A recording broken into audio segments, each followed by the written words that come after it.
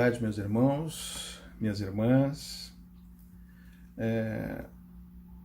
Hoje estamos felizes em poder conversar com vocês, mas que antes de que isso comece, vamos fazer uma oraçãozinha, mantendo o nosso pensamento elevado em Deus, vamos solicitando as boas intuições do plano espiritual, dos dirigentes espirituais dessa casa e desse trabalho. Para quê? Nós tenhamos sucesso naquilo que viemos discutir aqui hoje, que é a prevenção do suicídio, numa época tão conturbada como essa que estamos vivendo. Então vamos pedindo, Pai, que a gente consiga atingir o maior número de corações possíveis, para que a gente obtenha sucesso na diminuição dos casos de suicídio, que, segundo as organizações, já viraram pandemia mundial também. Então, Pai, que nossos trabalhos transcorram dentro de um clima de paz, de amor e de muita união. Que assim seja, graças a Deus. Meus amigos, hoje nós estamos vivendo a questão da pandemia, estamos muito mais isolados da sociedade do que de costume. E isso já é um problema quando não estamos em isolamento. Quando estamos em isolamento, isso fica pior, né? A questão da depressão, a questão das coisas que não estão bem resolvidas dentro da gente. E ninguém está livre disso. Ninguém está livre de ter um processo psiquiátrico aí que se precise de tratamento. Precisa de muita compreensão e de muito apoio familiar quando a gente necessita dessas coisas, né? E a primeira coisa que a gente tem para dizer é o seguinte: não fiquem envergonhados de tê-lo, porque todos nós, em um momento ou outro, ficamos mais tristes, ficamos mais ensimesmados, ficamos mais bucólicos, né? Uma palavra antiga, mas que explica muito bem essa situação. Então, meus irmãos, nós podemos dizer para vocês, começando, que em 2012, que é o último censo sobre isso sério, tivemos 20 milhões de pessoas que se suicidaram no mundo. É muita gente, né? Por isso que a gente acredita que isso exponencialmente, depois de 8 anos, existem muitos mais casos disso, né?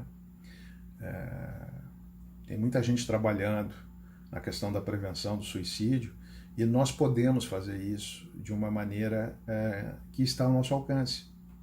Lembrando sempre que nós não temos responsabilidade sobre as ações dos outros, mas a nossa responsabilidade como espíritas é acompanhar as pessoas da nossa família com cuidado e com atenção, acompanhar os nossos amigos, na medida do possível, também com cuidado e atenção, e os nossos colegas de trabalho, aquelas pessoas que não são tão amigas nossas, mas que nos ensinam todo dia muita coisa.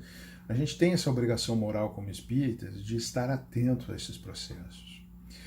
Dificilmente a gente vai ter condições de diagnosticar qualquer coisa que seja, porque isso faz parte de um movimento médico dentro da psiquiatria e dentro da psicologia também. Então, o que nós podemos fazer e está no nosso alcance é observar as pessoas no dia a dia, essas que estão perto da gente, as que não estão tão perto, mas que a gente pode ter um olhar atento e ver se essas pessoas mudaram da normalidade delas para alguma coisa mais soturna, mais triste.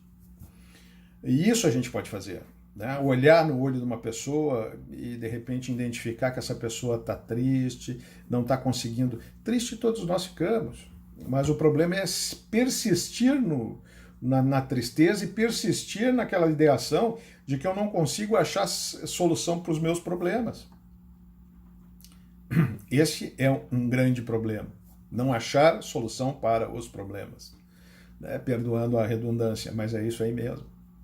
Então, imaginando o seguinte: se nós temos 20 milhões de suicídios em 2012. Ok. A gente sabe, por estatística, que para cada suicídio existe 3 tentativas. Para cada suicídio existe 5 planejamentos de suicídio. E para cada suicídio existem 17 pensamentos suicidas.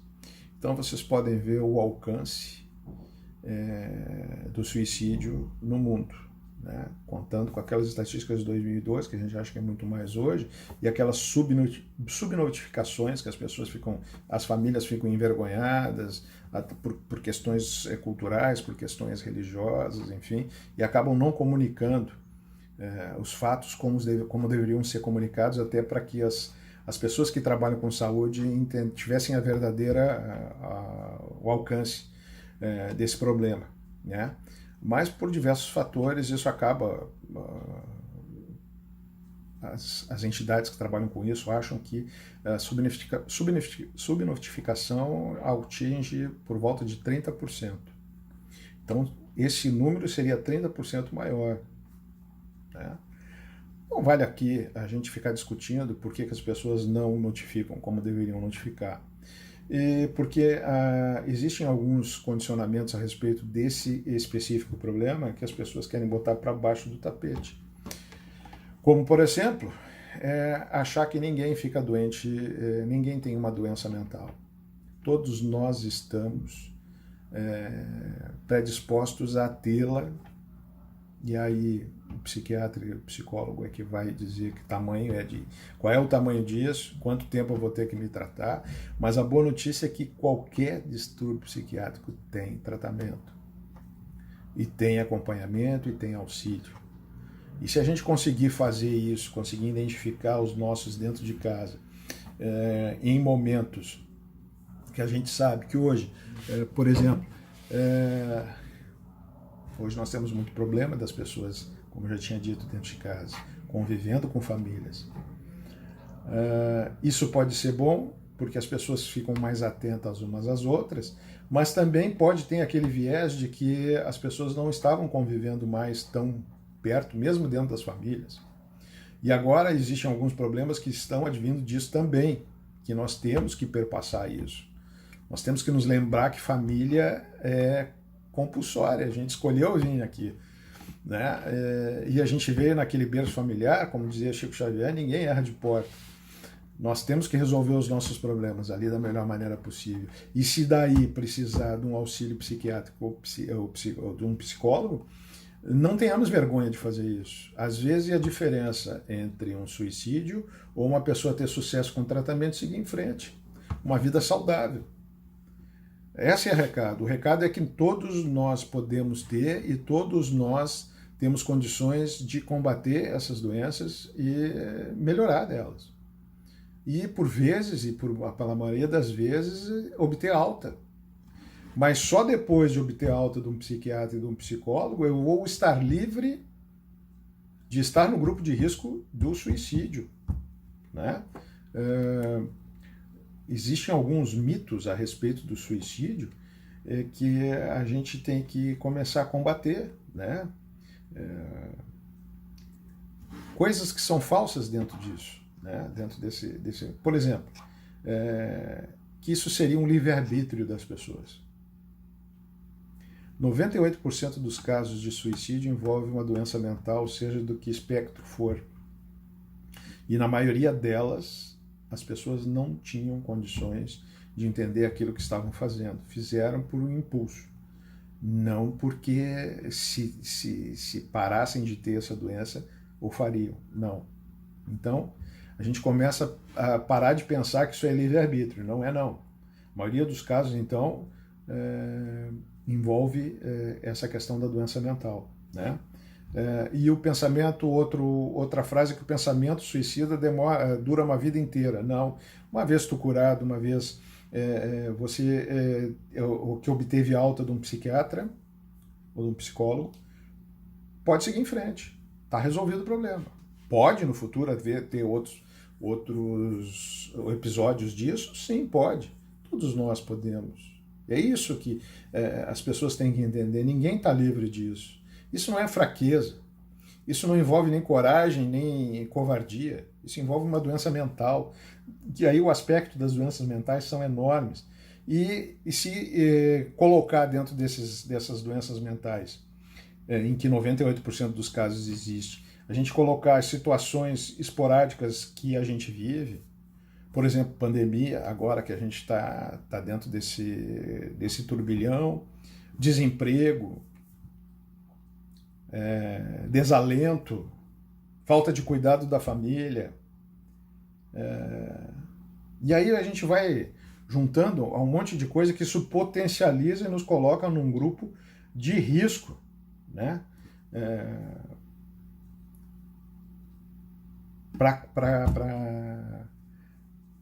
Para poder estar nesse grupo de risco de suicídio. Outro mito é o seguinte: quem faz não diz. Ao contrário, quem faz diz. Em 90% dos casos de suicídio, as pessoas manifestaram em dias ou semanas antes que iriam fazê-lo. 90% dos casos. Essas estatísticas que eu estou dando para vocês é da Organização Mundial da Saúde e do Ministério da Saúde e também da Secretaria de Saúde aqui do município, do Rio Grande do Sul, desculpa. Então, pessoal, quando uma pessoa melhora de uma tentativa de suicídio, mas não foi tratada por um psiquiatra ou um psicólogo, ela continua num grupo de altíssimo risco de repetir isso. Então essas coisas a gente tem que entender que faz parte da vida da gente, né? A gente tem que começar a entender esses processos para que a gente possa combatê-los, né? No seio onde a gente está. Então esses fatores de risco que, junto com as doenças mentais, potencializam isso, passa pelo alcoolismo, pelo abuso de substâncias químicas e drogas, transtornos de personalidade, mas também entra nessa questão das questões de problemas mentais, mas também desesperança, desespero, desamparo, impulsividade, né? Humor depressivo, aquelas piadas pesadas assim que a gente acha que não tá legal, brincar com a questão do suicídio, abuso de substâncias tóxicas, a gente já falou então, problemas emocionais, né, familiares e sociais, histórico familiar, né, de pessoas que já tentaram suicídio na família potencializam isso. Gente, nada disso aí se eu já tive isso na família, eu vou ter. Não quer dizer isso. Quer dizer que você está num grupo de um risco maior. Não quer dizer que você vai fazer, né? Rejeição familiar, negligência, né? Abuso físico ou sexual quando pequeno, isso vai refletir lá na frente, né? Se não for tratado. Pais divorciados, ou seja, quando cada um vai para o seu lado, às vezes, e isso não é regra, mas às vezes as pessoas esquecem da criança. Se existe criança, se existe adolescente e até filho adulto envolvido no meio. A gente tem que estar atento, mesmo passando por essas coisas que são normais na vida das pessoas, a gente tem que ter, mesmo assim, a gente tem que ter um olhar atento àquilo que está acontecendo na nossa volta, na volta da nossa casa, né? E o sentimento de desesperança, isso a gente tem que ter cuidado, porque esse às vezes não passa, né? E aí por milhões de coisas, tipo, quando a gente vai falar sobre idosos, né?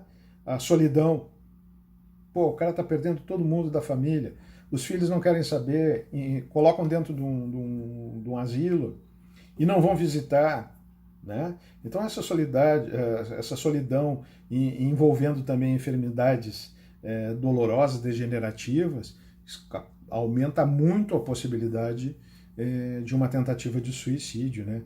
E a sensação de ser um peso para a família, de ser um estorvo para a família. Isso a gente tem que ter cuidado para não passar para dentro do idoso, né? A gente sabe que todos nós, se Deus quiser, vamos chegar a essa idade e que vamos precisar de ajuda e de auxílio, Vai chegar a nossa vez, se Deus quiser. E aí a gente vai depender de uma família amorosa para dar os cuidados que a gente precisa. Né? Então, a gente não vai ser jovem ou adulto para sempre. Né? Então, e se preocupar com a questão também do gênero. Os homens cometem 3 vezes mais suicídio do que as mulheres. E aí os estudiosos dizem que é porque o homem sofre a pressão da sociedade para ser perfeito, para ser o garantidor, para ser o cara que dá manutenção, é o provedor da família. Né? Ele se preocupa muito com isso pela uma questão social, mas a mulher já é diferente. A mulher comete 3 vezes menos suicídio porque ela tem a capacidade de se engajar em trabalhos não só dentro de casa, enfim, domésticos, mas também na questão de se engajar em trabalhos sociais, em sociedades que trabalham com isso. Né? Então, tem condições de conversar, tem condições de conviver, e o homem se isola mais. Então, a convivência e a conversa que nós temos com aqueles que estão no nosso lado são fundamentais para que a gente possa trocar, né? E que as pessoas também olhem para a gente e vejam quando a gente está doente e nos levem, até se for pelo caso, pela mão, para um psiquiatra, para um psicólogo.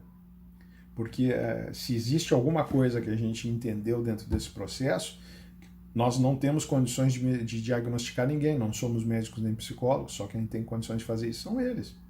Nós temos condições de enxergar aquelas pessoas que convivem conosco no nosso dia a dia, no nosso ambiente, e entender que tem alguma coisa errada. Não é a pessoa que está lá. A pessoa que está lá não é aquela normal que eu convivo no dia a dia. Tem algum problema acontecendo. Ela está mais triste, ela está se isolando mais. Enfim, são essas coisas que a gente pode estar ao nosso alcance ajudar. Né? Mas a gente também tem que ter cuidado com certas coisas. Por exemplo, quando uma pessoa tem uma doença grave, tipo câncer, tipo HIV, tipo doenças cardiovasculares, infarto, AVC, sei lá, doenças que requerem muito tratamento, e se elas não conseguem reagir nos 3 primeiros meses, elas entram num grupo de risco maior ainda de tentativa de suicídio. Então essas coisas todas nos trazem, essas estatísticas todas são ideais para nós, porque a gente começa a entender o processo e começa a ficar atento, né? Aqueles componentes de risco assim, né? que a pessoa precisa. Então a pessoa precisa, para prevenir o suicídio, são os laços sociais, é a família, são os amigos, são os colegas de trabalho. Né? Estudos indicam que quanto mais laços sociais, menos tentativas de suicídio nós temos. Mas também a gente tem que ter cuidado com as pessoas quando passam por dificuldades até momentâneas, tipo desemprego, tipo problemas financeiros, aposentadoria, mudanças de situação financeira. Né? Esses casos todos podem aumentar a possibilidade de uma tentativa de suicídio. Uma pessoa que vive sozinha, não tem com quem conversar, pode aumentar. Isso tudo junto com uma doença mental, né, gente? Nós temos, então, uma faixa etária de 15 a 30 anos e acima de 65 anos como as pessoas que mais cometem suicídio. Pessoas sem filho, né? Não tem com quem dividir, isolado socialmente, com muito estresse. Mais uma vez, para ficar bem claro, isso não é determinante que a pessoa vá cometer suicídio ou tentar cometer suicídio, mas é uma situação que pode potencializar a tentativa e até a conclusão do suicídio. Então, isso a gente tem que estar entendendo que as pessoas estão passando por isso, né? E a gente tem que ter um olhar muito mais apurado para isso. Então a gente precisa do quê? De apoio familiar, apoio dos amigos, relacionamentos significativos, um bom suporte familiar, então, autoestima elevada, a gente elevar a nossa autoestima, se gostar. Não importa se está ficando velho, a gente tem que se gostar do jeito que é. né, na faixa etária que for, né, ter uma crença religiosa, acreditar em alguma coisa, trabalhar por alguma coisa, ter um objetivo de vida, né, um envolvimento com a comunidade. Vamos fazer sopão, vamos fazer comida para os pobres hoje que não têm o que comer. E se engaja. O que não falta é entidades que trabalhem com isso e nos dê oportunidade do voluntariado, né? E uma vida social também, é sair dentro das medidas possíveis e dentro dos cuidados que nós temos que ter hoje. A gente não precisa se aglomerar, a gente pode sair sem se aglomerar, procurar lugares em que não tem quase ninguém para a gente interagir. Então isso tudo a gente pode fazer. E está ao nosso alcance fazer isso. E isso vai fazer com que a situação melhore um pouco mais. Então, gente, o que a gente depende de tudo isso que a gente conversou? Está ao nosso alcance fazer alguma coisa? É enxergar que os nossos irmãos estão passando por uma dificuldade momentânea e levá-los a fazer um tratamento com um psiquiatra, com um psicólogo, se isso for necessário. Às vezes as coisas são transitórias também, né? E a maioria dessas doenças que levam a gente a cometer o suicídio, elas são transitórias também, elas podem ser tratadas. Então, gente, é com beijo no coração que eu deixo todos vocês.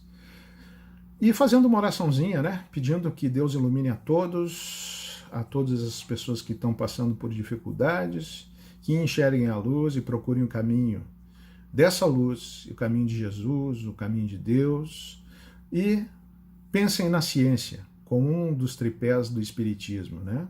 A gente não consegue vencer essas pessoas, essas doenças dessas pessoas só com religião e filosofia. A gente tem que usar a ciência, a gente tem que usar a nossa medicina e acreditar nos nossos psiquiatras, nos nossos psicólogos.